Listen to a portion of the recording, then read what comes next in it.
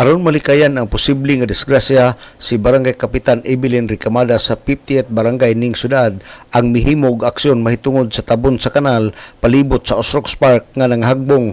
Kagahapong adlaw ang mga tabon sa kanal iya kining gibalik og tabon pinaagi sa tabang sa City Engineers Office dungan usab ang paglimpyo o pagkuha sa mga basura nga naa sulod sa kanal aron dili mobara ang tubig nga moagi agi usab og pagpangandam sa nagsingabot nga bagyong Basyang aron malikayan ang pag-apaw sa tubig.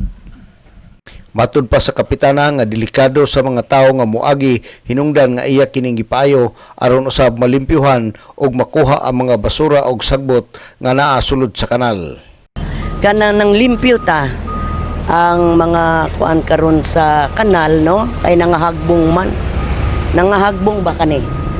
Nahagbong ni DNG arrange na kay dagang simba ko lang na ay madisgrasya, so maglikay lang ta. Mao ni karon gihimo sa city engineer na gi-arrange ang mga kuan katong block ba na siya dayon amo at the same time gilimpyan po namo ang kanal.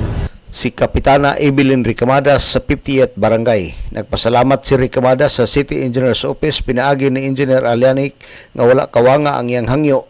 Atol sa maong higayon, gidungan usab sa mga empleyado sa City Engineers Office ang pagsukod sa usa ka estruktura nga naa sa tunga nga bahin sa Osrox Park aron kini mabutangan og atop.